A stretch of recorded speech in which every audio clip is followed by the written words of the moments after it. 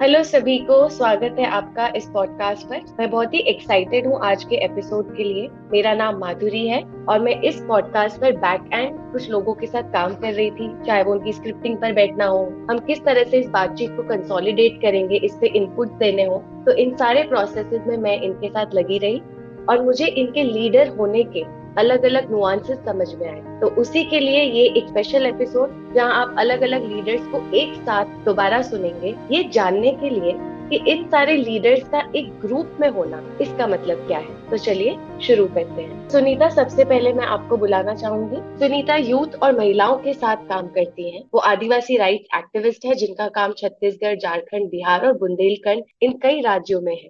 सुनीता, मैं आपसे जानना चाहती हूँ कि आप इस ग्रुप से कैसे मिले और ये ग्रुप आपके लिए क्या करता है। थैंक यू माधुरी। अगर हम इस ग्रुप की बात करते हैं कि ये ग्रुप क्या करता है, खास करके मेरे लिए, तो मुझे लगता है कि ये बहुत ही एक सपोर्टिव ग्रुप से काम को लेके नहीं, बल्कि जब हम अकेले पढ़ते हैं या जब हमें एक दूसरे की जरूरत पड़ती है तभी भी हम लोग एक दूसरे को कॉल आउट करते हैं और बातचीत करते हैं। कि मेरे लिए ये ग्रुप काफी सपोर्टिव रहा है और पिछले 2.5 साल का जो जर्नी रहा है वो काफी बेहतर रहा है और हमने बहुत कुछ सीखा है।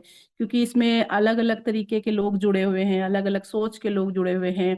सबकी लीडरशिप क्वालिटी बिल्कुल डिफरेंट डिफरेंट तरीके का है। तो अपने आप को बेहतर बनाने के लिए मुझे लगता है कि मैंने अपने ग्रुप से, अपने साथियों के साथ में बहुत कुछ सीख के और फिर अपनी जर्नी में उसको शामिल किया है। सुनीता, क्या आप संक्षिप्त में बता सकती हैं ग्रुप क्या है एंड आप इनको कहाँ मिली? आपने क्यों सोचा कि चलो मैं लीडरशिप वाले एक प्रोग्राम का हिस्सा बनती हूँ? बिल्कुल, मैं ये ग्रुप बैंगलोर में मिली थी पहली बार जेंडर एट वर्क के अंदर, और ये एक लैब था, फैम लैब बोल के। और जिस तरीके से मैं यूथ के साथ काम कर रही थी कॉन्स्टिट्यूशन वैल्यूज के ऊपर में, संविधान की बातों को लेकर के, उनके वैल्यूज को लेकर के, तो मुझे ऐसा लगता था कि जब हम एक लीडरशिप की बात करते हैं तो खुद के अंदर जो क्वालिटी है उसको कैसे इम्प्रूव कर सकते हैं। तो उस पॉइंट ऑफ व्यू से और एक अच्छा नेटवर्किंग के पॉइंट ऑफ व्यू से मैं ये इस ग्रुप से मिली थी, और ये जर्नी चल रही है, अभी तक लगातार चल रही है और काफी कुछ सीखने को मिल रहा है। Thank you Sunita. I think इसी पॉइंट पे मैं अद्रिजा को बुलाना चाहूंगी। अद्रिजा जो कि एक साइकोलॉजिस्ट, मेंटल हेल्थ मूवमेंट की 6 सालों से हिस्सा रही हैं। अद्रिजा, जिस तरह से सुनीता ने कहा, कहीं ना कहीं मैं भी लीडरशिप्स को वैसे देखती हूँ, जब सारे लीडर्स एक साथ मिलते हैं तो हमें पता है कि एक नेटवर्किंग का माहौल है, हम एक दूसरे से बहुत सीखते हैं। पर क्या आप इसको थोड़ा और खोल सकती हैं हमारे लिए, आपके अपने अनुभव के द्वारा, कि एक ग्रुप में होना वो लीडर के लिए क्या करता है? थैंक यू माधुरी। मेरे लिए तो ये फेम लैब ग्रुप को जुड़ के बहुत ही मेरे प्रोफेशनल लाइफ में, मेरे पर्सनल लाइफ में बहुत ही बदलाव आया है। क्योंकि सबसे पहले तो इस प्रक्रिया से पहले मैंने कभी सोचा नहीं था कि मैं एक एक्टिविस्ट भी हूँ, मेंटल हेल्थ एक्टिविस्ट। ये टर्म मैंने इस प्रोसेस से पहले कभी अपने लिए यूज नहीं किया था, पर यहाँ पे इस स्पेस में आने के बाद समझ में आया कि मैं जो काम कर रही हूँ उसका एक बहुत बड़ा सोशल इम्पैक्ट है और वो बदलाव की ओर लेके जाता है। प्रोफेशनली स्पीकिंग, मुझे समझ में आया कि मुझे अपने काम में क्या चेंजेस लाने की जरूरत है, क्या क्या अपस्केल करने की जरूरत है, ताकि मैं जो एक इंडिविजुअल या एक कम्युनिटी के साथ करना चाहती हूँ वो एक लार्जर स्केल पे और लोगों तक पहुंच सके, और पहुंचने में मतलब लोगों का एक्सेस बढ़े good quality mental health care के लिए। पर मेरे लिए ये स्पेस पहली ऐसी मतलब जगह थी जहाँ पे इतने सारे लोग ओपनली क्वियर थे, ओपनली आर्टिकुलेट, मतलब वो बोलते थे कि वो क्या बिलीव करते हैं, अपने बिलीव्स को बड़े खुले दिल से बाहर रखते थे बिना डरे। तो वो माहौल मेरे लिए अपने आप को एक्सेप्ट करने में बहुत हेल्प किया। इस प्रोसेस के द्वारा मुझे भी पर्सनल लाइफ में काफी एक्सेप्टेंस और ओपननेस मिली मेरे अंदर से ही, और बहुत कुछ सीखने को मिला। क्योंकि ये एक ऐसी जगह थी जहाँ पे गलतियों के लिए स्पेस था और है। यहाँ पे हम एक दूसरे को ग्रो करने की हेल्प करते हैं और उसमें जो ऑनेस्टी और कंपैशन की जरूरत है वो मिलती है यहाँ पे। तो काफी सारे डिफिकल्ट कॉन्वर्सेशंस जिनको बोलते हैं वो मुमकिन हो जाते हैं इस स्पेस में। और उन्हीं से हम ग्रो करते हैं। तो मेरे लिए ये बहुत ही ट्रांसफॉर्मेटिव प्रोसेस रहा है और आज तक मुझे बहुत कुछ सीखने को मिलता है इस कोहॉर्ट से। Thank you Adrija. I think आपने एक बहुत ही इंटरेस्टिंग चीज कही जो लीडरशिप की आइडिया को और ज्यादा पुश करती है। जब आप कह रही हैं ना कि मुझे खुद को रियलाइज हुआ कि मैं जो करती हूँ वो एक्टिविज्म है, तो उससे समझ में आता है कि हम जब लीडर बनते हैं तो हमारी खुद की पर्सनल जर्नी कितनी इंपॉर्टेंट है। इसके साथ साथ कि हम एक कम्युनिटी को समझे, हम अपने समझ को एक पुख्ता आकार दे। हम फिर से आते हैं अद्रिजा पे बहुत जल्द, जहाँ पे इन चीजों को थोड़ा सा खोलेंगे हमारी ऑडियंस के लिए जो हम लोगों को सुन रहे हैं। But before that maybe we can come to Saumya. Saumya एक डेवलपमेंट सेक्टर प्रोफेशनल है जो जेंडर इश्यूज, क्वियर राइट्स और डिसेबिलिटी राइट पर काम करती है। और डिसेबिलिटी राइट पर वो खास करके न्यूरो डाइवर्जेंट लेंस से काम करती है। तो Saumya, can you also respond कि आप इस ग्रुप से कैसे मिली और ये ग्रुप ने आपके लिए लीडरशिप के आइडिया में क्या चेंज किया है? हाँ, शुक्रिया माधुरी। जैसा कि सुनीता और अद्रिजा ने कहा, हम सब बैंगलोर में तकरीबन 2 साल पहले हम लोग मिले। और यहाँ आने का मैंने इसीलिए सोचा क्योंकि मैं बहुत अकेला महसूस करती थी सेक्टर में आने के बाद। मुझे भी खुल के बोलने के लिए कि हाँ, I am autistic, I am neuro divergent, ये बोलने में मुझे काफी वक्त लगा क्योंकि डर रहता था कि अगर बोलूंगी तो लोग कैसे देखेंगे मुझे, क्योंकि ऑटिज्म को लेके काफी सारे पुराने तरह के ख्यालात हैं, उतना रिसर्च नहीं है इस चीज के ऊपर। बहुत जल्दी लोग लेबल लगा देते हैं या फिर स्टीरियोटाइप्स, बायसेस बना लेते हैं। तो कभी सेफ नहीं फील किया कि मैं बता सकूं कि ओके, मेरे कुछ चैलेंजेस हैं बट मेरी कुछ स्ट्रेंथ्स भी हैं। और इसके चलते मुझे दिक्कत होती थी नेविगेट करने में, स्पेशली जब वर्क प्लेस में आई तो। क्योंकि जब स्कूल कॉलेज में होते हो तो लाइफ फिर भी काफी स्ट्रक्चर्ड होती है, जो आपका रूटीन होता है ना, दिनचर्या होता है। तो मेरे लिए दिनचर्या बहुत इंपॉर्टेंट है। अगर वो रूटीन नहीं है तो बहुत एंग्जाइटी होती है कैसे नेविगेट करना है। बट जब आप काम करना शुरू करते हो, कोई रूटीन नहीं होता है, बहुत सी चीजें एडहॉक होती है, तो मुझे तकलीफ होने लगी। और जब मैं दूसरे क्वियर और न्यूरो डाइवर्जेंट दोस्तों से बात करने लगी कम्युनिटी में, इवन इसी ग्रुप में भी, तब मुझे एहसास होने लगा कि ठीक है, मैं अकेली नहीं हूँ। पहले बहुत डरी डरी रहती थी, सहमी सहमी रहती थी। मुझे या अभी भी याद है, बैंगलोर में एक और साथी ने मुझे बोला था कि Saumya, why you playing it so safe, अगर तकलीफ हो रही है तो बोलो। तो मैं यूजुअली वो कोने में खड़ी होने वाली सौम्या हुआ करती थी। तो जब मुझे मिले मेरे जैसे साथी तो लगा कि नहीं, मैं वियर्ड नहीं हूँ। हाँ, थोड़ी अलग हूँ बट लाइक मैं वियर्ड नहीं हूँ। ये जो नॉर्मल अब नॉर्मल का कॉन्सेप्ट है, ये भी किसने बनाया है? मेजोरिटी ने बनाया है। तो जैसे कहा ना अद्रिजा ने कि खुद को पहले ट्रांसफॉर्म करना जरूरी था, अपनी आवाज जो ढूंढी ना। ऐसा नहीं है कि इस ग्रुप में भी तकलीफ नहीं हुई है, बहुत तकलीफ हुई है, क्योंकि सब लोग इतने मार्जिनलाइजेशंस और ट्रॉमा से आए हैं कि सबका अपना अपना लाइफ रहा है एंड उसके वजह से कॉन्फ्लिक्ट्स भी हुए हैं। कभी कभी उन कॉन्फ्लिक्ट्स को एड्रेस करने का मौका मिला है, कभी कभी ऐसी अंडरस्टैंडिंग आई है कि ठीक है, हम प्रोफेशनली काम करेंगे बट बाउंड्रीज के साथ काम करेंगे। क्योंकि ये भी मैंने सीखा कि खुद को तकलीफ पहुंचाना और हमेशा सैक्रिफाइस करके अपने लिए ना खड़े होना भी सही नहीं है। तुम हमेशा मतलब दूसरों के बारे में सोच के अपने खुद के वैल्यूज के साथ समझौता नहीं कर सकते। तो वो भी मुझे इसी ग्रुप ने सिखाया है, कुछ लोगों ने स्पेशली इस ग्रुप में जो है उन्होंने सिखाया है। तो इन 2 सालों में वो वाली सौम्या जो बैंगलोर में आई थी पहली बार इस लैब में, और अब जो है उसमें बहुत फर्क है। और ये मैंने नोटिस किया है जब मैं अपने काम में बोलती हूँ ना, जब मुझे कुछ भी अनकंफर्टेबल लगता है कि नहीं ये सही नहीं लग रहा है, वैल्यूज मेरे एथिक्स के साथ नहीं बैठ रहा है, मैं बोल तो दे देती हूँ। मैं मतलब ये नहीं सोचती कि कोई सपोर्ट करेगा नहीं करेगा, मैं बोलती हूँ। बट जब कोई बाद में कोवर्कर कलीग आके बोलता है ना, Saumya thank you for saying that, मैं नहीं बोल पाई जो तुमने बोल दिया, तब एहसास होता है कि वो एक बंदा अगर खड़ा हो ना, क्योंकि सबका होता है अपना, जैसे मेरा होता था ना डर कि कैसे लोग रिएक्ट करेंगे, साइड लाइन ना कर दे, आइसोलेट ना कर दे, मेरी नौकरी ना चली जाए। तो वो बहुत प्रैक्टिकल फियर्स होते हैं। तो वो मुझे इस जगह ने, कुछ लोगों ने स्पेसिफिकली मुझे यहाँ तक आने में मदद की है और उसका मैं बहुत बहुत शुक्रगुजार।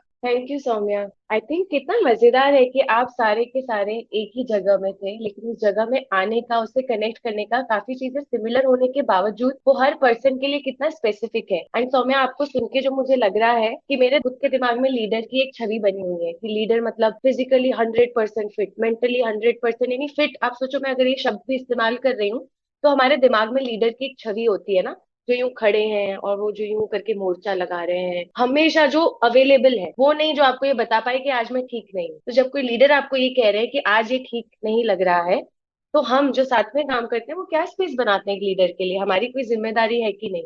तो आपको सुन के आई थिंक मैं भी उस चीज पे थोड़ा सा रिफ्लेक्ट कर रही थी, so thank you for sharing that. मैं आप तीनों से अब एक सवाल पूछना चाहती हूँ कि पर अगर आप इसको थोड़ा सा ब्रेक डाउन करें कि ये 2 साल में आपने किया क्या, क्या आप हर बार ऑनलाइन मिल रहे हैं, ये सेशंस कैसे होते थे, आप हर रोज आके या हर बार जब भी आते थे इन 2 सालों में आपकी बातचीत या ये सब खुलता कैसे था, इसकी डूइंग क्या थी? सुनीता अगर आपसे शुरू कर सके। बिल्कुल। तो ये लंबी जर्नी रही है 2 साल की, और मुझे लगता है कि हम लोग ऑनलाइन तो मिले ही, ऑनलाइन मिलने के साथ साथ में फिजिकली भी मिले, और काफी चीजें करी, जिसमें प्रपोजल बनाने से लेके पॉडकास्ट कैसे डिजाइन कर सकते हैं उस पे बात करा, कोहोर्ट का जो हम लोग कोहोर्ट को किस तरीके से आगे लेके जाएंगे इस पे काम किया। उसके अलावा जो अभी रीजनल कंसल्टेंसी हो रहा है हर जगह पे, अभी जो 4 जगह पे हुआ, जिसमें श्रीनगर, चेन्नई, गुवाहाटी और रांची में अभी खत्म हुआ है, तो इसका पूरा प्रॉपर प्लान बना। और उसके अलावा भी हम लोग एक दूसरे के साथ जुड़े रहे,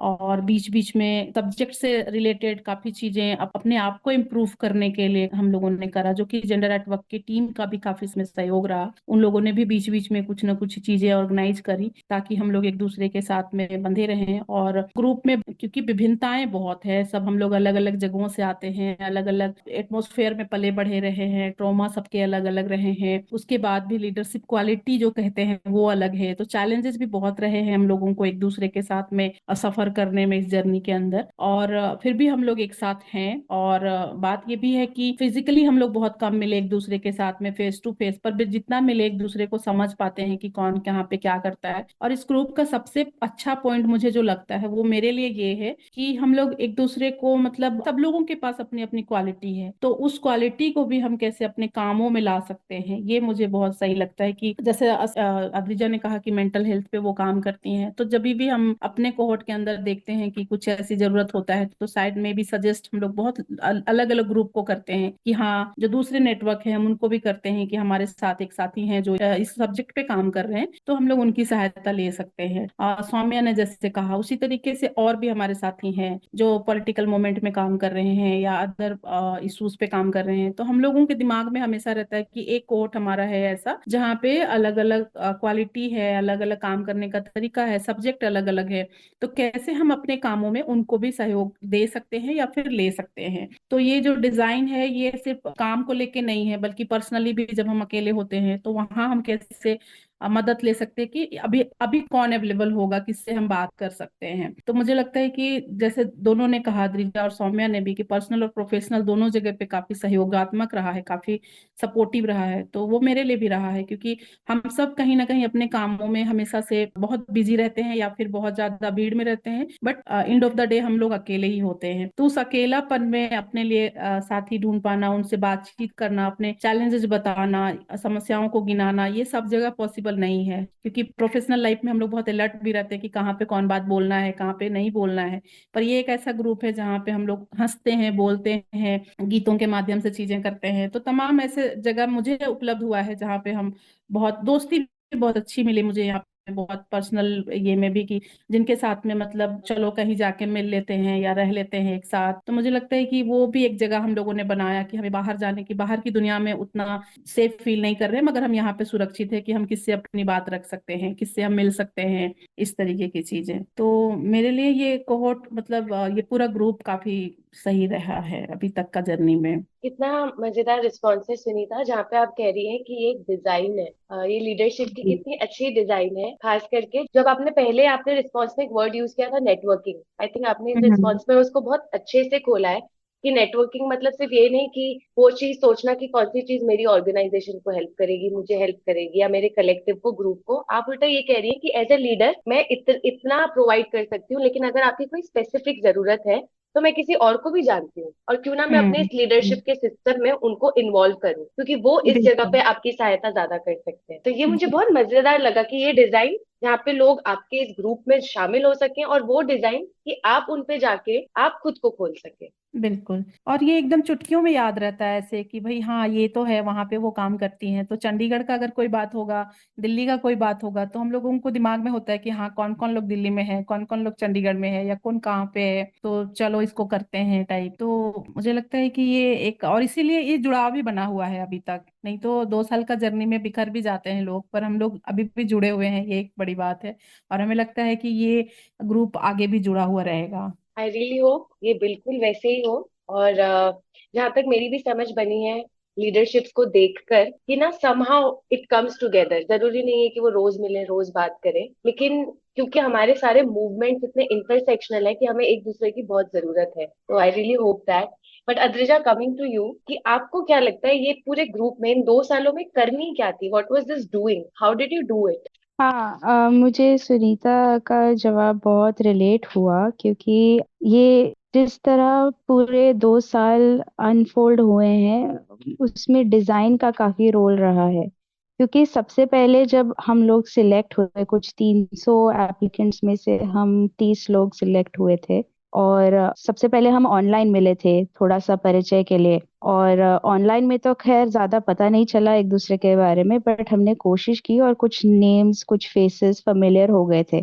बट असली चीज तो हुआ था जब हमने एक हफ्ता बैंगलोर में फायरफ्लाइज रिजॉर्ट में बिताया था। क्योंकि वहां पे एक तो हम शहर से दूर थे, ऊपर से हम लोग अलग अलग शहरों से आए थे, अलग अलग फील्ड से आए थे। मतलब हमारा काम इतना विभिन्न है और हमारे हिस्ट्रीज हमारे स्टोरीज इतने विभिन्न हैं। तो वो डाइवर्सिटी का ना फुल उपयोग हुआ है इस वो एक हफ्ते में। क्योंकि वहां पे जेंडर एट वर्क ने हमें ओपन स्पेस के कॉन्सेप्ट से इंट्रोड्यूस किया था। तो ओपन स्पेस में क्या होता है कि मतलब जो भी बाहर निकल सकता है, किसी के भी स्ट्रेंथ्स किसी के भी चैलेंजेस पे चर्चा करना, सोल्यूशन लाना, वो एकदम ही मतलब ऑर्गेनिकली हो रहा था। कि और काफी कंफ्यूजिंग भी था शुरू में, क्योंकि ऐसा भी लग रहा था कि जैसे मानो हम एक बिग बॉस के एपिसोड में आ गए हैं, बहुत सारे लोगों को एक साथ जोड़ दिया है और अब देखते हैं कि क्या होता है, किसका क्या निकलता है, कैसे निकलता है। तो काफी कंफ्यूजिंग था वो पहला हफ्ता, लेकिन उस कंफ्यूजन में भी हमने हमारे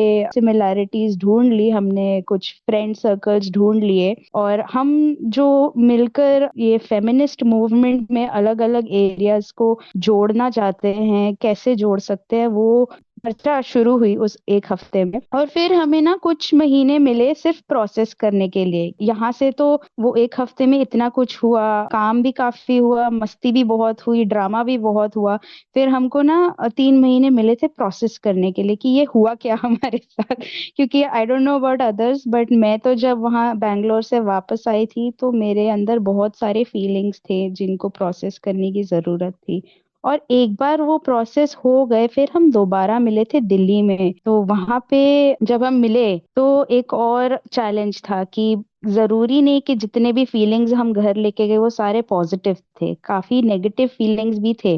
पर अब उस नेगेटिविटी के बीच में हम काम को वैसे वापस कैसे लाए, हम वो यूनिटी को वापस कैसे लाए। तो नवंबर में जब हम दिल्ली में मिले थे तो हमारा मेन मुद्दा यही था कि इस कॉम्प्लिकेटेड फीलिंग्स का जो ये मेस बन गया है, इसके बीच में हम साथ में कैसे काम करें। तो मेन कॉन्वर्सेशंस वही थे उस मीटअप में। और वहां से क्योंकि हमने 2-3 दिन साथ में बिताया, हम एक दूसरे को और गहराई से समझ पाए, जान पाए। और हमारे कॉन्फ्लिक्ट्स डिसएग्रीमेंट्स के बावजूद एक दूसरे के लिए सॉलिडारिटी कैसे रखे, वो जुड़ाव बनाए कैसे रखे, ये हमें एक्सपीरियंस से, अनुभव से सीखने को मिला।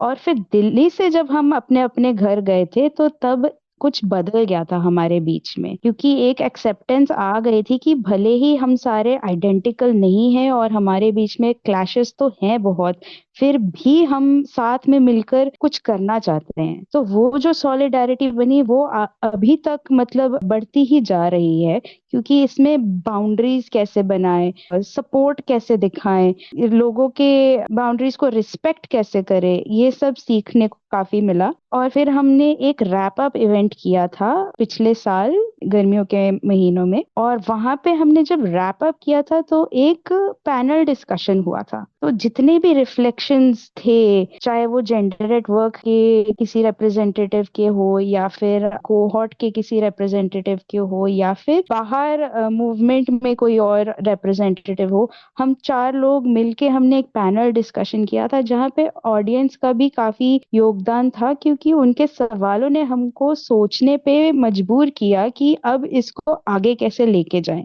अब इसको एक्सपैंड कैसे करें। तो फेज 2 जो था फेम लैब का, उसका मेन पर्पस था कि इसको एक्सपैंड करना है, हमें और लोगों को जोड़ना है और इन्हीं आइडियाज को, इन्हीं नेटवर्क्स को, इसी सॉलिडारिटी को और एक्सपैंड करना है for the larger feminist movement. तो उसके लिए जब हमें फेज 2 के लिए अप्रूवल मिला, फंड आया, फिर हमें साथ में मिलकर ये प्रपोजल बनाना था कि अच्छा, अगर हमें कोई बहुत सारा पैसा दे दे और हमें बोले कि आप करो कुछ काम, तो हम करना क्या चाहते हैं as different leaders in different fields, if we are given the resources, तो फिर हम करें तो क्या करें। तो उस पे काफी बातचीत रही। हमारे फेज 2 के बिगिनिंग में वही था, साथ में हमने प्रपोजल बनाया जिसमें जेंडर एट वर्क टीम का बहुत ही योगदान था। फिर वो प्रपोजल एक बार हमने कंसेंसस के साथ फिक्स कर लिया कि हाँ, हम ये बनाना चाहते हैं। बाकी का फेज 2 था इम्प्लीमेंट करना, और अभी तक हम वही कर रहे हैं। कुछ चीजें हैं जैसे कि हम नॉलेज प्रोडक्ट्स बनाना चाहते हैं, पॉडकास्ट बनाना चाहते हैं, एसेज, स्टोरीज लिखना चाहते हैं, और कुछ चीजें हैं जहाँ पे हम ये चर्चा को और बढ़ाना चाहते हैं और लोगों को जोड़ना चाहते हैं। तो वहां पे वो रीजनल कंसल्टेशन,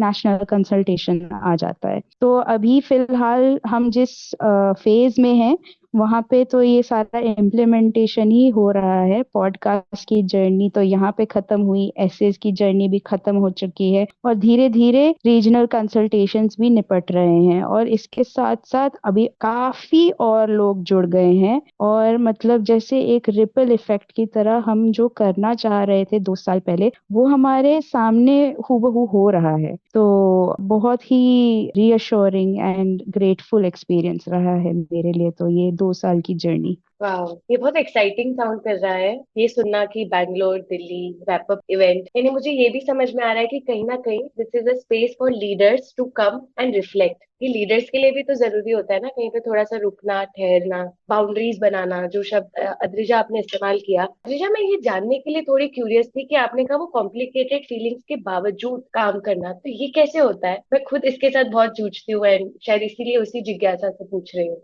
ये तो वैल्यूज की बात आ जाती है, क्योंकि चाहे हमारे जितने भी पैशनेट डिसएग्रीमेंट्स हो रहे हैं एक दूसरे के साथ, we all really care about feminism. तो वो जो लार्जर मूवमेंट है वो हमारे लिए इतना इम्पोर्टेंट है कि उसके सामने हमारे जो इंडिविजुअल डिसएग्रीमेंट्स है, इंडिविजुअल क्लैशेस है, वो तो मायने ही नहीं रखती, उनके लिए जगह ही नहीं है। क्योंकि हम सबको मिलके we need to stick it up to the man तो वो ज्यादा बड़ा प्रायोरिटी बन जाता है। तो उस रीजन की वजह से हम कहीं ना कहीं ढूंढ ही लेते हैं, क्योंकि काम तो करना है यार। अब उसके लिए ठीक है, हम साइड पे रख सकते हैं अपने कॉन्फ्लिक्ट्स को। What a beautiful response. मैंने एक छोटी सी नोट भी बना ली है जहाँ मैंने लिख दिया वी केयर अबाउट फेमिनिज्म, कि फेमिनिज्म में कितना केयर वर्क है। ये मेरे लिए एक नया फ्रेमवर्क होगा। I think more on this. But coming to you Saumya, कि जिस तरह से हमने सुनीता और अद्रिजा को सुना कि उनकी जर्नी में ये डूइंग किस तरह से खुली, तो आपके लिए what is different than what they already said? ये करनी में क्या था? वो जो लैब था ना 7 दिन वाला, जब वो खत्म हुआ था, जैसे अद्रिजा ने कहा, काफी सारे कॉम्प्लिकेटेड फीलिंग्स थे, समझ ही नहीं आ रहा था कि क्या सही है क्या गलत है। बट उस एक्सपीरियंस ने ये भी सिखाया है कि कोई फीलिंग गलत नहीं होती है, अच्छी बुरी कोई फीलिंग होती नहीं है। तुम फील करते हो एंड जो भी फील करते हो वो वैलिड होता है। तुम उस फीलिंग को फिर एक्शन में कैसे दिखाते हो और उससे क्या मतलब इम्पैक्ट होता है, उसका ध्यान रखना है। तो जैसा कि मैंने बोला, मतलब मैं खुल गई एक तरह से। अगर मैं कुछ फील कर रही थी, मैं वो कहने लगी, मैं बोलने लगी। ये सब जो प्रोसेस शुरू होने से पहले ही, एंड ये जैसे कहा है ना कि फेमिनिज्म बहुत ही लेबर इंटेंसिव काम होता है, बहुत केयर, लेबर, इंटेंशनल केयर। क्योंकि वो जो लीडर है ना, उसको भी साथ की जरूरत है, उसको भी ट्रॉमा है, उसको भी केयर की जरूरत है। सेफ स्पेस जो होता है वो गिवन नहीं होता है, हमको साथ बनाना पड़ता है। तो वो फैसिलिटेटर लीडर जो है, उसको भी केयर की जरूरत है। तो ये ना काफी होता है कि लीडर को अकाउंटेबल ठहराओ, ठहराओ मना नहीं है, और वो सही भी है, वो भी फेमिनिस्ट प्रिंसिपल है, बट ये भी समझो उस इंसान के भी चैलेंजेस है, और ये जरूरी नहीं है कि सब कुछ खोल के दिखा दिया जाए कि ओके ये मेरा ऑपरेशन है। मतलब एटलीस्ट जब हम बात करते हैं ना लेफ्ट पॉलिटिक्स की, तो ग्रेड करने से सोल्यूशन नहीं निकलता, केयर की जरूरत है। At the end of the day सब लोनली फील कर रहे हैं, लोनलीनेस है, प्यार चाहिए सबको, राइट? तो वो बोलना सीखा मैंने। और उसके बाद लैब के कुछ महीनों बाद ही हम कुछ दोस्त आए, हमने कुछ व्हाट्सएप ग्रुप शुरू किए, क्योंकि तब मैंने अपनी मतलब नौकरी छोड़ी थी, और मैं ढूंढ रही थी दूसरे अपॉर्चुनिटीज, क्योंकि जैसे मैंने कहा ना मैं चैलेंजेस फेस कर रही थी, मुझे अकोमोडेशंस चाहिए थे, रीजनेबल अकोमोडेशंस, जो मेरा लीगल राइट है मुझे वो चाहिए थे। तो मैं कोई ऐसी जगह ढूंढ रही थी जहाँ पे मैं I can be my self, authentic होके मैं काम कर सकूं। अगर मुझे सपोर्ट भी चाहिए तो मैं वो भी बोल सकूं, मैं बोल सकूं कि मुझे अकोमोडेशन चाहिए, या फिर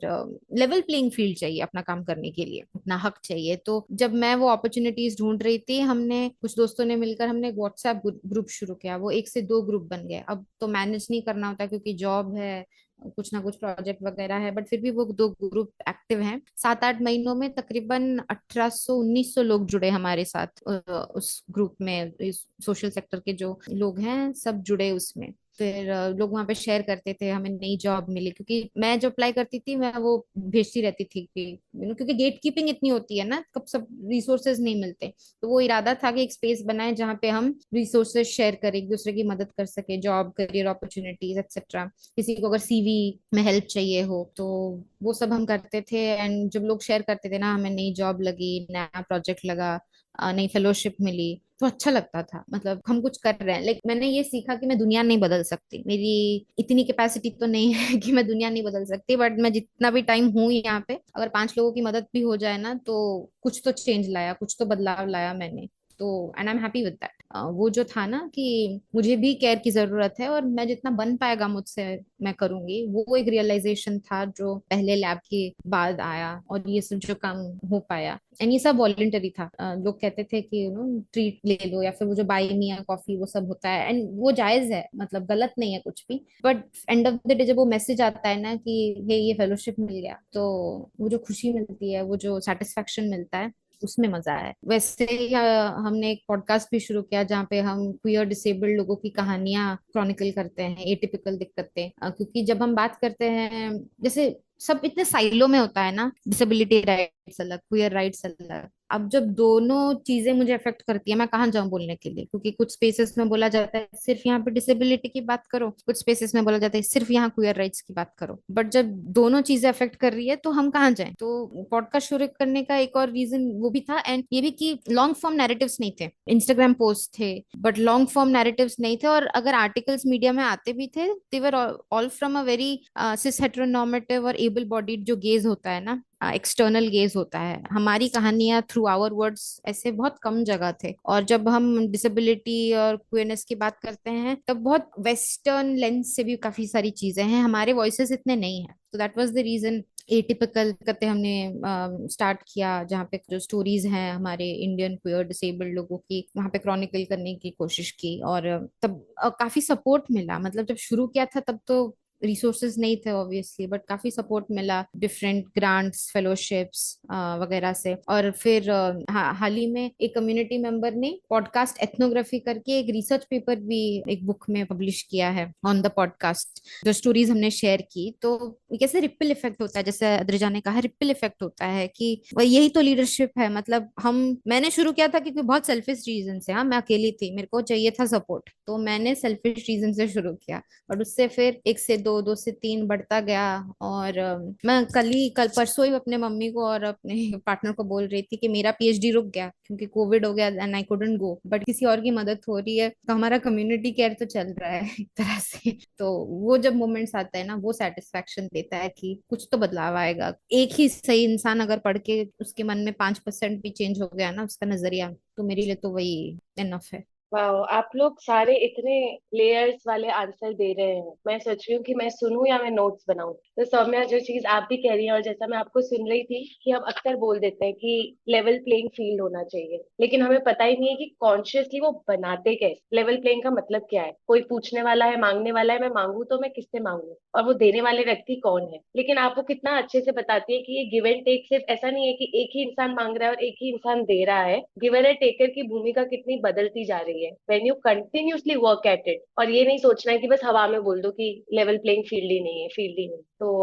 वो एक ग्रुप कर सकता है आपकी तरह साथ में आके, वो काफी इंटरेस्टिंग है खुद में। पर सौम्या, मैं आपसे ये चीज पूछना चाह रही थी, जो आपने पॉडकास्ट और ये लॉन्ग फॉर्म नैरेटिव्स की बात की, क्योंकि हम लोग भी कहीं ना कहीं यहाँ पे जो बात कर रहे हैं और उसके जरिए हमें लग रहा है कि नॉलेज है, जो वर्ड अद्रिजा ने इस्तेमाल किया। तो जब सौम्या ये सारी चीजें बाहर जाती है, ये नैरेटिव्स, लोगों के अनुभव, हमारी आवाजें, और उसका वेस्टर्न कॉन्टेक्स्ट हटके फिर एक लोकल कॉन्टेक्स्ट बनने लगता है, तो उससे क्या हो जाता है? Like what does it really change? मैं ना बीच बीच में कभी कभी ना गूगल करती हूँ एटिपिकल दिक्कतें। तो ऐसे एक बार गूगल कर रही थी और एक हिट आया, फिनलैंड में कंसल्टिंग कंपनी है, उन्होंने अपने डीआई रिसोर्सेज में एटिपिकल दिक्कतें को डाला है, एक स्पेसिफिक एपिसोड को। ये जो बात होती है ना, जब फेमिनिस्ट स्पेसेस में ग्लोबल साउथ के वॉइसेस नहीं है, साउथ एशियन वॉइसेस नहीं है, साउथ ईस्ट एशियन वॉइसेस नहीं है, इंडिजिनस वॉइसेस, आदिवासी वॉइसेस, तो ये क्वियर और डिसेबिलिटी राइट्स में भी तो काफी सारी चीजें हैं, लेयर्स हैं, नुआंसेस हैं, रिलीजन है, हमारी सोसाइटी काफी मतलब लेयर्ड है, रिलीजन, कास्ट, इन सब चीजों को लेके। तो वो पर्सपेक्टिव्स कहाँ है? मतलब वो दिखते नहीं है ना, जब इंडियन में बोलते हैं तो एक ही तरह के नैरेटिव्स उभर के आते हैं। और मुझे तो जो होता है ना, जैसे जब आप ग्रांट वगैरह लिखते हो तो जैसे बोलते हैं कि ऐसी भाषा में लिखोगे तो ग्रांट मिलेगा, लाइक वो जो ग्लोबल नॉर्थ और ग्लोबल साउथ का एक जो है ना kind of language, how you portray yourself, तो वो मुझे कभी कभी इस इंडियन कॉन्टेक्स्ट में भी, कभी नहीं बहुत बार इसे इंडियन कॉन्टेक्स्ट में भी दिखता है कि you have to speak in a certain way, एक तरह से बोलना पड़ेगा, फंक्शन करना पड़ेगा टू नेविगेट दीज स्पेसेस, ताकि तुम बिलोंग फील कर सको। बट वही तो पॉलिटिक्स है, मैं क्यों छोड़ू जिस कल्चर से मैं आई हूँ या फिर जो मेरी अपब्रिंगिंग है। मैं तो ऑफिस में भी बाइलिंगुअल बात करती हूँ, मतलब सब इंग्लिश में बात करते हैं बट मैं बाइलिंगुअल बात करती हूँ। क्या पता मेरे जैसा कोई हो, उसको फील हो जाए कि वो बिलोंग करता है, वो अकेला नहीं है। तो जब आप बोलने लगते हो ना, तो सुनने वाला सुनता है, सब नहीं सुनेंगे ऑब्वियसली, बट सुनने वाले होते हैं, वो पिकअप होता है, वो दिखता है, बट वो जब तक आप बोलोगे नहीं। बट ये भी ना, मतलब इट्स डबल एज स्वॉर्ड, बोलने का भी कॉन्सिक्वेंसेज आते हैं। एंड मैं भी बोलना शुरू की when I was able to reach a certain space, कि अब मैं बोलूंगी तो ना कोई फर्क पड़ेगा, कोई अकाउंटेबल मतलब ठहराएगा। बट वो उस वहां पे स्पेस पहुंचना, बहुत सारे बैरियर्स होते हैं, जैसे बोला ना हमारी सोसाइटी काफी स्ट्रेटिफाइड है, तो इट्स नॉट इजी। और अगर आपके पास वो प्लेस है तो वो भी आपका प्रिविलेज है कि how you use that space. आपको एम्पलीफाई करनी है, आपको दूसरे लोगों को आगे खड़ा करना है, ताकि you know second line third line of leadership बनती रहे। क्योंकि मुझे इस चीज से भी थोड़ी दिक्कत थी कि वही लोग क्यों सब स्पेसेस में जाते हैं। तो इसी ईयर ना मैंने डिसाइड किया था मैं कहीं अप्लाई नहीं करूंगी, जो भी मतलब आ रहे थे फेलोशिप्स ये वगैरह, क्योंकि नए वॉइसेस को जानना है। अगर वही लोग वही स्पेसेस में जाते रहेंगे, फिर एक्कलेड्स जमा होते रहेंगे, तो हमारी नेक्स्ट लाइन ऑफ लीडरशिप नहीं बन रही है ना। तो मुझे ये भी एक क्या बोलूं, थोड़ा सा कंप्लेन है मे भी, कि हम स्पेस बोलते तो है बनानी है, बट फिर बनाने के लिए आपको स्टेप बैक भी करना पड़ता है ना, चीजें हैं। मतलब द आइडिया ऑफ जो जो लीडर है ना, लेकिन सस्टेनेबल होना चाहिए। आपके बाद मतलब it's आपकी रिस्पॉन्सिबिलिटी हो जाती है, आप अगर कोट अनकोट लीडर बन गए तो आपकी रिस्पॉन्सिबिलिटी हो जाती है एक तरह से कि second line third line of leadership बनती रहे। बट यही है, लाइक मेरा, मैं बोल देती हूँ जो मेरे मन में आता है ना, दिल में आता है, वट एवर आई फील, मैं जो भी करती हूँ दिल से करती हूँ। If my heart is there I do it, and मैं जो भी बोलती हूँ वो दिल से आता है। तो सुनने वाला जो होता है वो सुन लेता है, अगर किसी को नहीं सुनना हो तो मैं जितना भी बोल लूँ तो वो सुन नहीं सुनेगा। तो बस यही मैंने सीखा है, वो जो एक्सेप्टेंस होता है ना कि ठीक है, this is as much as I can do, मेरी बैंडविड्थ इतनी है, मैं इतना कर पाऊंगी, as long as I am authentic and true to my self. तो आता है फर्क, हर जगह नहीं आता बट आता है। बिल्कुल। आप जो ये बात कह रही है कि एक लीडर को सबसे पहले तो आपने कहा कि सेल्फिश होना पड़ता है, लेकिन फिर उसके बाद तुरंत ये कॉन्ट्राडिक्टरी थॉट जो है कि सेल्फलेस होना, सेल्फलेस भी नहीं है पर दूसरों के लिए भी सोचना, कि मैं एक लीडर हूँ तो इसका मतलब ये नहीं कि मैं सिर्फ अपने बारे में सोचूं। ये बहुत ही प्यारा और कॉम्प्लिकेटेड थॉट है। तो I would want my audience कि आप इस थॉट के साथ रहिए जैसे मैं इसके साथ हूँ, और एक छोटे से ब्रेक के बाद वापस आते हैं।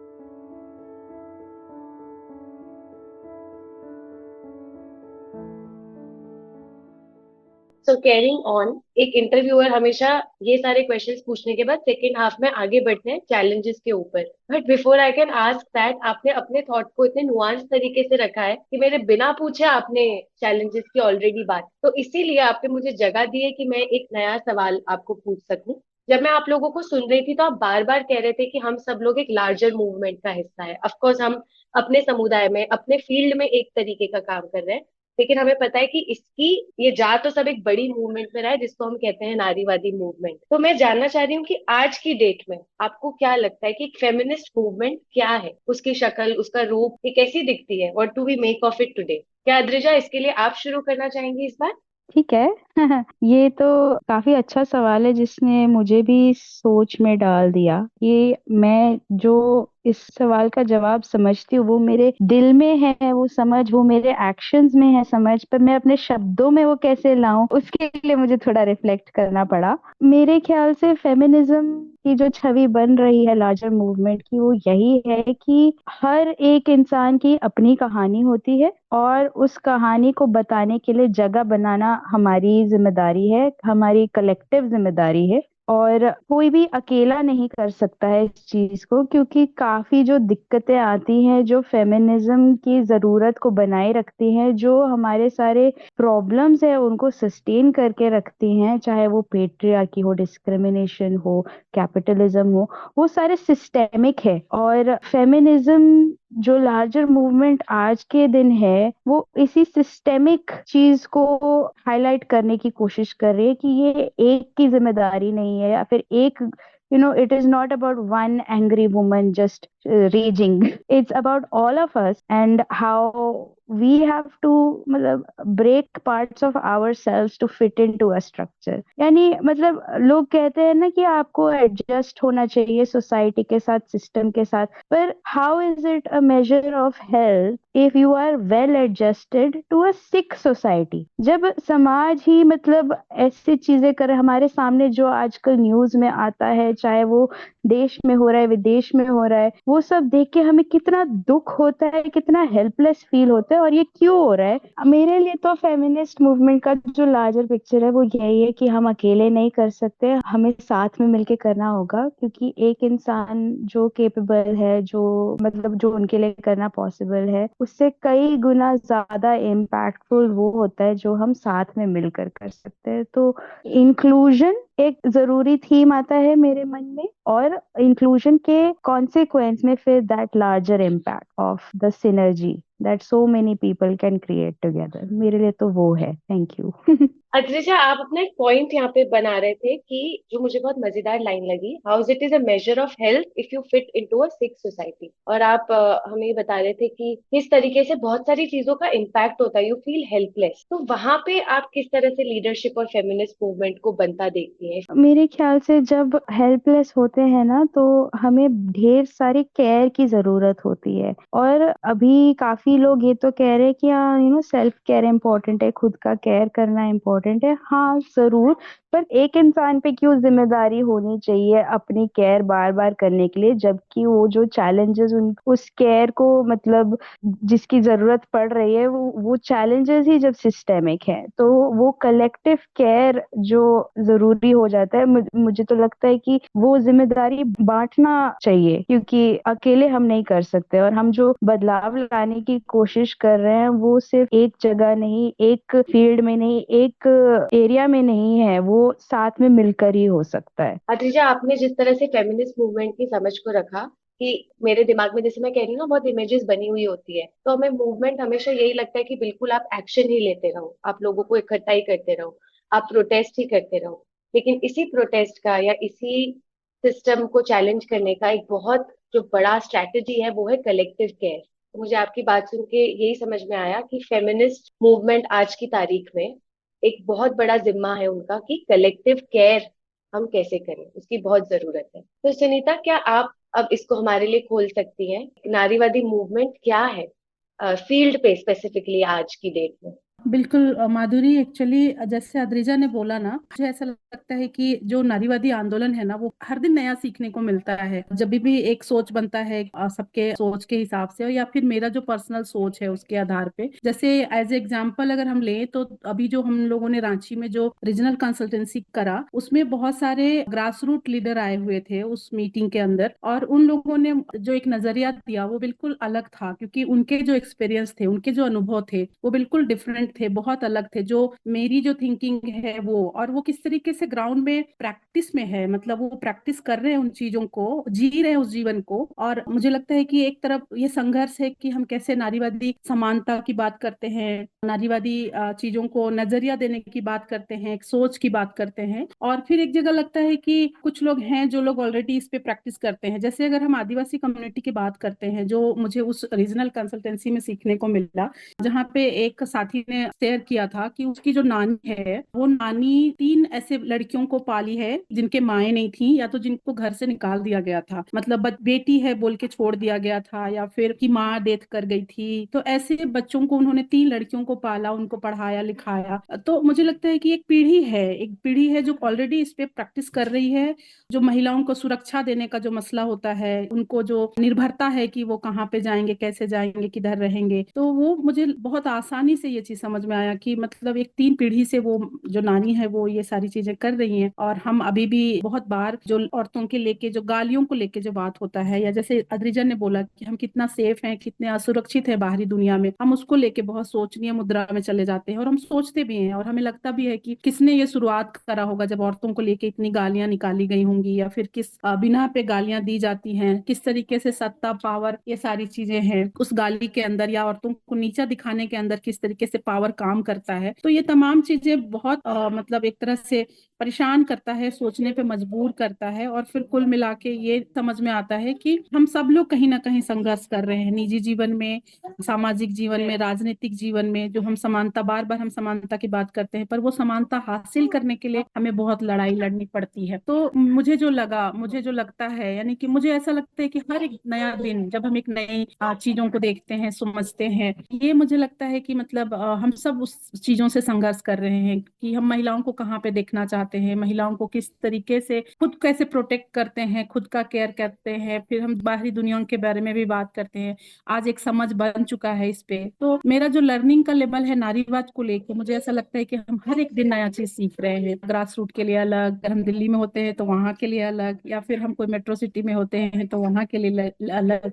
तो कुल मिला के अगर कहें तो है कि नारीवादी एक सोच है जो हर व्यक्ति अपने तरीके से जी रहा है और उसके लिए संघर्ष कर रहा है। थैंक यू सुनीता, इसको इतना बखूबी आर्टिकुलेट करने के लिए। आई थिंक अब कहीं ना कहीं पर्सनलिस्ट पॉलिटिकल की तरफ हमें ले गई कि जो जी। नारीवादी आंदोलन है उसमें आप रोज कुछ सीखती हैं। मतलब वहाँ पे एक तो लर्निंग की बहुत बड़ी खूबी है, वो एक बहुत बड़ी मूवमेंट है कि मैं कॉन्स्टेंटली सीखती रहूं, मेरा खुद का एक आइडिया फिक्स्ड नहीं हो जाना चाहिए। और ये भी कि आप किससे सीखते हैं। जब आपने अभी एक उदाहरण दिया एक नानी का, कि आप उनको देख रही हैं और आपको लग रहा है कि हाँ, ये शब्द इस्तेमाल ना करके भी ये उस सोच पे जी रही हैं जो सोच मैं अपनी फील्ड पे या अपने साथ, अपने घर में, अपनी औरतों के साथ जिस पे काम करना चाहती हूँ। तो आई थिंक ये जिस तरह से फेमिनिस्ट मूवमेंट को कंसोलिडेट करता है रोजमर्रा में, ये बहुत ही मजेदार है। तो thank you so much for articulating this. Saumya, अब तुम्हारी तरफ आते हैं। आपको क्या लगता है आज की डेट में ये फेमिनिस्ट मूवमेंट, नारीवादी आंदोलन, ये कहाँ है और इसको आप कैसे देखती हैं अपने काम के जरिए? मैं सोच रही थी, and इसका कोई फिक्स डेफिनेशन नहीं है। जो मेरा फेमिनिज्म है जरूरी नहीं है सामने वाले का या किसी और का फेमिनिज्म वही हो। काफी, आई थिंक 1-2 साल पहले की बात है, किसी के साथ काम कर रही थी, एंड तब हम जेंडर बेस्ड वायलेंस के ऊपर काम कर रहे थे। तो किसी ने मुझे बताया था कि अगर भी मतलब इतना कॉम्प्लिकेटेड होता है, तो अगर एक इंसान कुछ गलत कर रहा है, like they are engaged in gender based violence, but वो फैमिली का इकलौता अर्निंग मेंबर है, उसमें वाइफ नहीं चाहेगी कि वो रिपोर्ट हो, वो जेल जाए, बट वो अपने बच्चे की सेफ्टी भी चाहती है। और लेकिन ये भी सच है कि अगर वो इंसान जेल गया, उस लोकेलिटी में जो सेफ फील करते हैं, क्योंकि बुरी नजर आएगी फिर बच्ची पे, उस औरत पे, तो बहुत डिफरेंट तरह के लेंसेज होते हैं। इसका कोई मतलब मैं जाके किसी कम्युनिटी में या फिर कहीं भी किसी और को भी नहीं थोप सकती कि ये तुम करो। मैंने इतना सीखा है कि क्योंकि वो लाइफ उनको जीनी है, मैं अपना नजरिया बता सकती हूँ, बट डिसीजन उनका होगा और वो मैं सपोर्ट करूंगी। वो मेरा फेमिनिज्म है, जितना मैंने सीखा समझा है वो मेरा फेमिनिज्म होगा। चाहे मैं अग्री ना भी करूं उनके स्टैंड से, मेरी अपब्रिंगिंग, मेरी कल्चरल बैकग्राउंड या फिर जो मैंने लाइफ में एक्सपीरियंस किया उसके चलते जो मेरे बिलीव सिस्टम्स बने हैं, कोर वैल्यूज बने हैं, भले ही मैं अग्री ना करूं, इट बॉइल्स डाउन टू वो जो केयर है ना, वो मेरे लिए फेमिनिज्म है। मैं जितना कर पाऊंगी, जितना तक मैं संभाल पाऊंगी, मेरी जितनी कैपेसिटी होगी, वो मेरा फेमिनिज्म है। और मेरे लिए यही होगा in an ideal case scenario कि ऐसा दिखना चाहिए फेमिनिज्म। बट ये भी सच है कि जो फेमिनिस्ट मूवमेंट है उसमें एक तरह के लीडर्स हमें बहुत देखने मिलते हैं। जैसे एज को लेके काफी सारा मतलब डिस्क्रिमिनेशन होता है। जो ओल्डर जनरेशन है फेमिनिस्ट्स का, उनको भी स्पेस बनाना पड़ेगा यंगर जनरेशन के साथ एंगेज करने के लिए। हम दोनों एक दूसरे से सीख सकते हैं, दुनिया बदल रही है, बहुत सी नई चीजें हो रही है, तो वो उसको लेके फिर रिलीजन, कास्ट, ज्योग्राफी, लैंग्वेज, बहुत सी चीजें हैं। मुझे काफी टाइम में वही एक ही तरह का वो जो लीडर है ना, the idea of a leader, तो पहले होता था मैन और वुमन हो गया, बट बहुत सी चीजें और नुआंसेस हैं जो छूट जाते हैं, वो मुझे ज्यादा दिखते नहीं है। कभी कभी जो पैनल्स वगैरह में अगर मैं जाती भी हूँ तो मैं, why am I the only disabled voice in the room, क्यों दूसरे वॉइसेस नहीं है? अगर क्वियर लीडर कोई है तो वो सिर्फ क्वियर राइट्स पे काम कर रहा है, कोई डिसेबल्ड लीडर है तो वो सिर्फ डिसेबल्ड राइट्स पे क्यों काम कर रहा है? उनको बुलाते भी हैं तो सिर्फ डिसेबिलिटी के। भाई मैं पैलेस्टाइन के बारे में भी बात करना चाहती हूँ, मेरे को उस पे भी गुस्सा आ रहा है, मेरे को उस पे भी बात करनी है। ये जो साइलो में बना देता है ना कि अगर डिसेबिलिटी का टॉपिक है तो एक ओके डिसेबल्ड लीडर आएगा वो बात करेगा, क्वेयर राइट्स का, ट्रांस राइट्स का टॉपिक है तो वही आएगा। गलत नहीं है, सही है, बट सिर्फ उस बॉक्स में डाल देना वो गलत है। कि एक लेंस बन जाता है कि हाँ सिर्फ यही। हाल ही में एक पैनल में थी, वहां पे एक और फेमिनिस्ट थे, उन्होंने बोला कि अच्छा लगा कि इस बार मैं अकेली डिसेबल्ड वॉइस नहीं थी। मुझे भी वही फील हो रहा था कि इस बार ना पैनल में मैं अकेले नहीं हूँ, मेरे साथ हैं लोग, क्योंकि वो अकेला लगता है।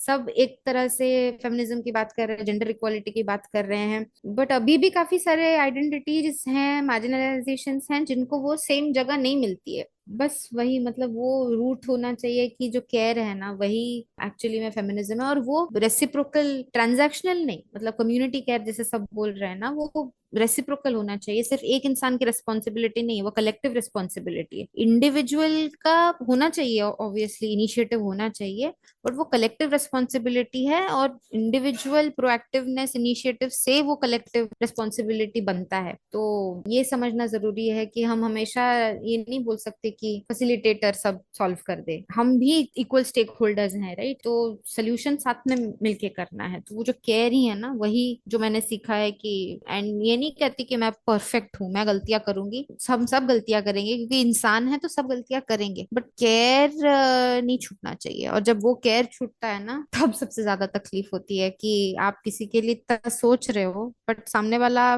को वो जो बेसिक सा केयर है वो जब नहीं मिलता है ना, तब तकलीफ बहुत ज्यादा होती है। क्योंकि मैं दिमाग से कम दिल से थोड़ा ज्यादा सोचती हूँ, तो हाँ मेरे लिए तो वही फेमिनिज्म है। तो मैं, आपने जो ये वाली भी बात कही, आप लोग जो भी आर्टिकुलेट कर रहे हैं एक नारीवादी सोच के बारे में, ये आपकी लीडरशिप को कैसे इन्फॉर्म करता है, वो सोचना समझना बहुत ही मजेदार है। जैसे सौम्या, जो आपने ये चीज कही कि जस्ट बिकॉज मैं सर्टेन राइट्स के बारे में बात कर रही हूँ तो जरूरी नहीं है कि हर पैनल में बस मुझे उसी के बारे में बात करने के लिए बुलाया जाए। मेरे राय और भी तीन चीजों को लेकर है, और ये थॉट जो एक फेमिनिस्ट थॉट से इन्फॉर्म होता है वो आपको एक अलग लीडर बनाता है, जहाँ पे इंक्लूजन सिर्फ ये नहीं है कि चलो हम एक दलित व्यक्ति को बुला भी लेते हैं, एक आदिवासी महिला को बुला लेते हैं, हम लोग एक न्यूरो डाइवर्जेंट पर्सन को बुला लेते हैं। इंक्लूजन सिर्फ वो नहीं है, इंक्लूजन ये है कि हम सभी काफी सारी चीजों पे ओपिनियन समझ रखते हैं और हम काफी सारी बातों पे बात कर सकते हैं। ये भी एक कलेक्टिव केयर का माध्यम हो सकता है। तो आप तीनों ने इसको बहुत बखूबी आर्टिकुलेट किया है कि एक फेमिनिस्ट थॉट, एक लीडरशिप मूवमेंट, फेमिनिस्ट मूवमेंट को ही कैसे इन्फॉर्म करता है। तो अब हम लोग आगे बढ़ते हैं एक आखिरी पड़ाव की तरफ, जहाँ पे आप लोगों की एक और साथी आपको ज्वाइन करेंगी, आरजू। जब तक हम आरजू को मौका दे बोलने का, तब तक आप तीनों भी इसके बारे में सोच सकते हैं कि ये पूरी जर्नी में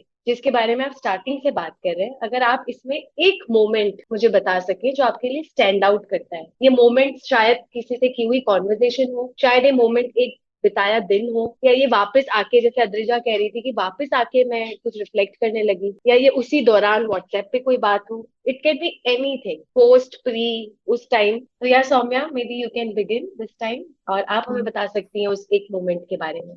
थैंक्स थैंक्स माधुरी।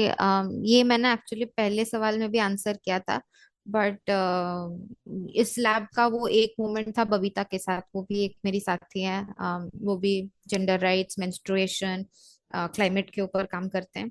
और पहले लैब में बैंगलोर में उन्होंने मुझसे कहा था कि why are you playing it so safe, Saumya तकलीफ हो रही है तो बोलो। वो हमेशा रहेगा अब मेरे साथ। कुछ भी होता है ना, मेरी आदत है कि नहीं, मे भी मेरी गलती होगी, कोई और क्या मुझे बोलेगा, मैं खुद ही पहले गैसलाइट करती हूँ, क्योंकि मेरी आदत है कि हाँ मेरी कुछ तो गलती रही होगी। इम्पोस्टर सिंड्रोम वगैरह, आदत नहीं थी बोलने की। बट वो मोमेंट मुझे हमेशा याद रहेगा। एंड अभी भी वो कुछ साथी हैं जो मेरे साउंडिंग बोर्ड्स हैं, जो मैं सही करूंगी तो भी बोलेंगे, गलत करूंगी तो भी अकाउंटेबल ठहराएंगे। कभी भी मुझे वो महसूस होता है कि समझ नहीं आ रहा है मुझे, मैंने सही किया गलत किया क्या किया, तो वो लाइफ लॉन्ग के लिए वो ना वो साउंडिंग बोर्ड्स बन गए हैं, जहाँ पे मैं जाके बोल सकती हूँ कि मुझे ये फीलिंग्स हो रही है, कॉम्प्लिकेटेड फीलिंग्स, मतलब कोई ब्लैक एंड व्हाइट नहीं, ग्रे फीलिंग्स हो रही है, एंड वो मुझे बताएंगे कि ये है। बट वो जो मोमेंट था ना, जब उन्होंने मुझे बोला था कि मतलब कोट अनकोट याद है, why are you playing it so safe, वो मेरे दिमाग में बजने लगता है जब भी मैं खुद को डाउन प्ले करती हूँ या लगता है कि ओके मे बी मेरी गलती होगी। तो वो एक बहुत ही डिफाइनिंग मोमेंट था मेरे लिए इस लैब में, इस पूरे प्रोसेस में। और वो मैं कभी नहीं भूलूंगी। आपने जब ये पहले भी शेयर किया था तब मैंने भी इस लाइन को लिख लिया था, ये सोच के कि ये बहुत ही पुख्ता सवाल है कि हमें डर किस चीज का लगता है। वही ना, हम इतना सेफ क्यों खेल रहे हैं, क्या डर लगता है कि अगर ये बोल दिया तो क्या हो जाएगा। क्या लीडरशिप भी तो एक सिस्टम है ना, क्या वो हिल जाएगी। तो thank you for sharing it Saumya. Adrija, Sunita, आप में से कोई भी रिस्पॉन्ड कर सकता है। मेरे लिए सबसे इम्पैक्टफुल दिन जो रहा, जो आज तक मुझे हेल्प करता है, वो फेज 1 के जो हम सेकेंड मीटअप में हम मिले थे दिल्ली में, तो वहाँ पे ना 2 सेशंस हुए थे। एक तो था जिसमें हम एक गतिविधि के द्वारा अपने प्रिविलेज को समझ रहे थे, और ये हमें जानने को मिला कि हम में से कुछ लोग, इंक्लूडिंग मी, जो ज्यादा प्रिविलेज्ड है, तो हम कितने ज्यादा प्रिविलेज्ड हैं एज कंपेयर टू अदर्स। तो वो जो सीख है वो आज तक मुझे मोटिवेट करता है, मजबूर करता है, एक तो अपने प्रिविलेज के लिए ग्रेटफुल होना, और दूसरा अपने प्रिविलेज को जैसे भी मुमकिन हो शेयर करना। तो वो आज तक, मतलब on a daily basis, it helps me, it's that moment stayed with me. और दूसरा, मुझे ठीक याद नहीं कि उसी दिन था या आसपास था, पर ये भी दिल्ली में हुआ था। एक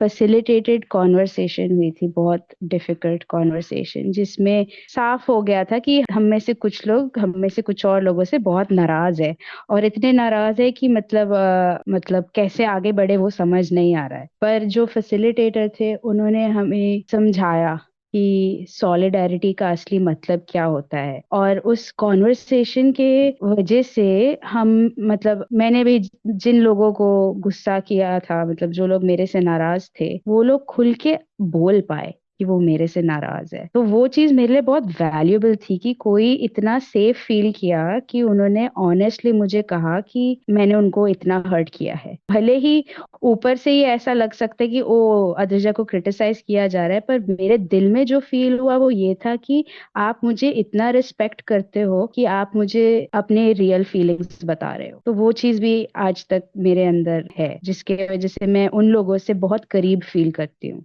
हमें कहीं ना कहीं ये भी सिखाया जाता है ना बार बार कि एम्पथेटिक होना, या इसका मतलब है कि हम सर्टेन इमोशंस को जगह ही नहीं दे सकते। तो अद्रिजा, जो आप कह रही हैं वो कितना वैल्यूएबल है कि जब वो इमोशंस को जगह मिलती है, चाहे वो आप एक्सप्रेस कर रहे हो या दूसरे व्यक्ति आपके लिए एक्सप्रेस कर रहे हो, उल्टा वो इमोशंस, उसमें एम्पैथी है, लेकिन साथ में ये भी है कि नहीं, मुझे गुस्सा आया, मुझे बहुत हर्ट फील हुआ, और आप जो लिसनर है जिन पर ये गुस्सा और हर्ट है, आप उसे कैसे प्रोसेस करती है, ये आई ट्रूली फील एक लीडर ही कर सकते हैं, जो खुद को डिफेंड ना करके सुने कि ये गुस्सा और हर्ट किन चीजों का है एंड मैं इसमें क्या कर सकती हूँ। Thank you for sharing that. Sunita. Ji Madhuri, actually मैं सोचने का कोशिश कर रही हूँ कि इस जर्नी में मेरा जो खुद के लिए स्टैंड लेना या ग्रुप के लिए लेना किस तरीके से काम आया है, क्योंकि बहुत सारी चीजें रिलेट करते हैं हम खुद से। और मुझे जो अभी लग रहा है वो ये है कि जब ये फैम लैब शुरू हुआ था अगस्त के महीने में स्टार्ट हुआ था, और उस समय मेरा करीब 2-2.5 महीने से बहुत सारा पर्सनल जो काम को लेके था वहां पे बहुत कुछ चल रहा था। मतलब एक ऐसा जगह पे हम थे जहां से निकलना मेरे लिए बहुत मुश्किल हो रहा था, बहुत ज्यादा मुश्किल हो रहा था, और हम डिसाइड नहीं कर पा रहे थे कि हम कैसे निकलें। और हम इस फैम लैब में गए थे, और हम पर्सनली अगर देखें तो हमें ऐसा लग रहा था जी, हम खुद भी मतलब कहीं एक ऐसा स्पेस में हम जाना चाह रहे थे जहाँ पे मतलब मुझे थोड़ा जिसको हम सुकून कहते हैं ना, वो वाला जगह मिल जाए, या फिर जहाँ पे हमें बात करने का जगह मिल जाए, वैसे वाले जगह पे। और हम ये जो बात हो रहा था वो किसी को बता नहीं पा रहे थे, बहुत मुश्किल दौर के जैसा कह सकते हैं वो चल रहा था। एक तो कोरोना का टाइम भी था, और दूसरा ये सारी चीजें। तो वहां पे जाके मुझे लगा था कि नहीं, अगर ये चीजें हो रही है तो हम इतना झेल क्यों रहे हैं, मतलब क्यों हम इतना उसी को लेके क्यों चल रहे हैं, आगे क्यों नहीं बढ़ रहे हैं, या फिर हम जवाब क्यों नहीं दे रहे हैं, क्योंकि जिसके साथ मेरा ये सारा चीज चल रहा था को हम कुछ बोल नहीं पा रहे थे टाइप। तो मुझे वो मतलब बहुत वहां पे तो हमने उतना नहीं सोच पाए वहां पे, क्योंकि मुझे वहां पे थोड़ा स्ट्रेस मैनेजमेंट कह सकते हैं कि कम हुआ था, कि हम 7 दिन हम अलग जगह पे रहे थे, तो फिर से वैसी जगह पे लौटना था। पर हम एक वो लेके जा रहे थे कि नहीं नहीं, अभी तो हम बिल्कुल जो हो गया सो हो गया, अब झेलने वाला कोई स्थिति में नहीं है हम, तो मुझे वहां पे बोलना है ये वाला। और फिर जाके हमने वहां पे मतलब वो जगह को हमने छोड़ा था। तो मुझे लगता है कि वो बहुत बड़ा निर्णय था मेरे लिए, क्योंकि बहुत आसान नहीं हो रहा था मेरे लिए। पर जब हम यहाँ से लौट के गए थे तो वो बहुत आसान लग रहा था मेरे पास, लग रहा था कि हाँ, एक सपोर्ट होता है ना कि आपके पास मेंटली भी है टाइप, तो वो चीजें मेरे साथ थी। तो वहां से हम निकले थे। तो मुझे लगता है कि ये पर्सनल मेरे लिए बहुत बड़ा स्टैंड था जो मैंने अपने लिए लिया था। और वहां से जब निकले तो लगा कि नहीं, हम बहुत बार सोचते हैं ना कि दुनिया खत्म हो जाएगा, इसके बाद कुछ नहीं होगा, नौकरी नहीं मिलेगी, लोग क्या कहेंगे, इतने लोगों का आप रिस्पॉन्सिबिलिटी लेके घूम रहे हो कि नहीं नहीं, आपको कुछ हो जाता है तो ये नहीं चलेगा। जबकि ऐसा कुछ नहीं होता है, दुनिया एकदम वैसे ही चलता है जैसा चल रहा होता है। तो आपके रहने नहीं रहने से उतना बहुत फर्क नहीं पड़ता है, पर आप अपना हानि जरूर कर लेते हो, ये है मुझे वहां पे समझ में आया। तो वो चीज से हम उभरे हैं, उस चीज से निकले हैं, और ये मेरे लिए बहुत काम हुआ है, मेरे लिए खुद के लिए बहुत काम आया है। वही बात है ना, ये तो कि एक लीडर सतत काम करते रहते हैं, काम करते रहते हैं, लेकिन जरूरी नहीं है कि हर बार उस काम पे उनको वो जैसा फीडबैक चाहते हैं, वो जैसा रिस्पॉन्स चाहते हैं। जो आपने शब्द इस्तेमाल किया नौकरी, कि मेरी नौकरी ना चली जाए, तो लीडरशिप हम्म। के साथ साथ एक नौकरी के बारे में सोचना, और ये सोचना कि मैं सब कुछ सुनती तो हूँ, लेकिन अगर मैंने कुछ बोल दिया तो क्या हो हम्म। जाएगा। तो हम्म। इसको कॉन्स्टेंटली नेविगेट करना, ये भी। बिल्कुल। दूसरा बस इसमें हम एक चीज और ऐड करना चाहेंगे कि हम बाहर से इतने सशक्त दिखते हैं ना, एज ए लीडर हम इतने सशक्त दिखते हैं और खुद को बहुत रिस्पॉन्सिबल बना लेते हैं। हमें ये भी लगता है कि बहुत रिस्पॉन्सिबल बना लेते हैं, बहुत बार हम इतनी जिम्मेवारियां ले लेते हैं अपने कंधे पे कि लगता है कि हमारे बिना कुछ हो ही नहीं रहा है टाइप, या सामने वाला हमें इतना